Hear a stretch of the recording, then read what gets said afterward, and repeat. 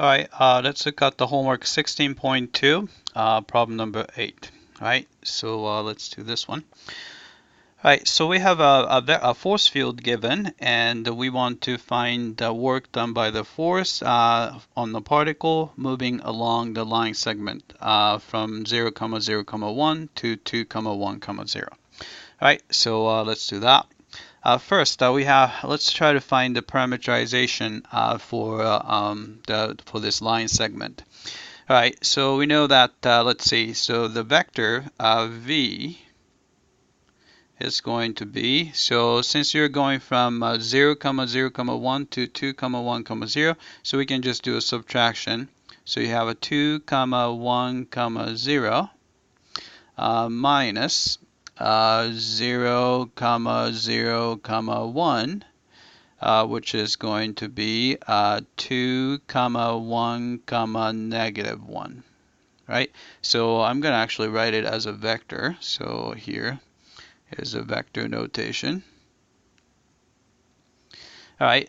So the parameterization for this line segment would be, I'm going to call it R of t, is going to be, right, first component is going to start from 0, and then you have, maybe I'll write that down. So it's start from 0, 0, 1, then you add the constant multiple of the vector v. So you have a 2, 1, negative 1.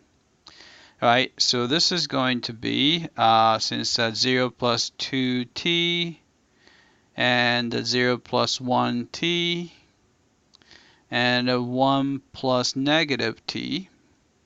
All right, so we have that. So that's the parameterization. All right, so the work is going to be, work is integral, and along this path c, actually, maybe we can do, let's see, it's going to be, t is between 0 and 1.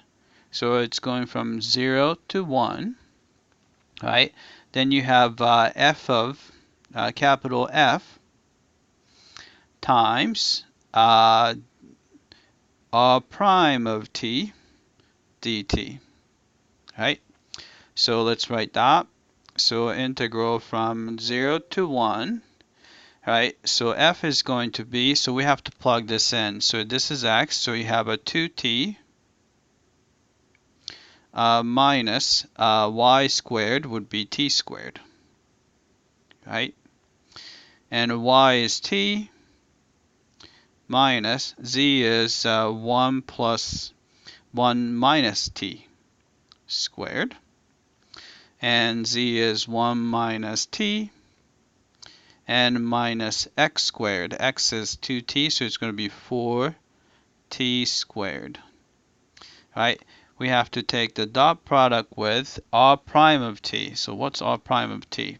So r prime of t is actually pretty easy to find. This is going to be actually the same as v. Take the derivative of that is 2, and take the derivative of t is 1. Take the derivative of 1 minus t would be negative 1, which is actually the same thing as v. Anyway, so we put that. So you have 2, 1, negative 1, and then with respect to t, right?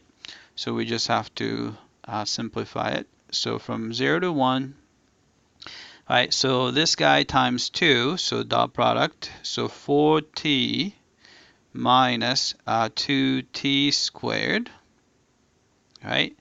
And this times that, it's just 1, so it's going to be plus t, right, minus, right, so I'm going to go ahead and multiply out. 1 squared would be 1, and the negative 2t with the negative, so plus 2t, and the t squared, so it's going to be minus t squared because of the negative sign in front. And then multiply by negative 1, so it's going to be minus 1 plus t plus 4t squared dt, right? And I'm going to collect the like terms. So we're going to have, let's see, so you have a negative 2t squared, and there's going to be negative t squared, and plus 4t squared. So it's going to be t squared. So this is going to be from 0 to 1. We got the t squared.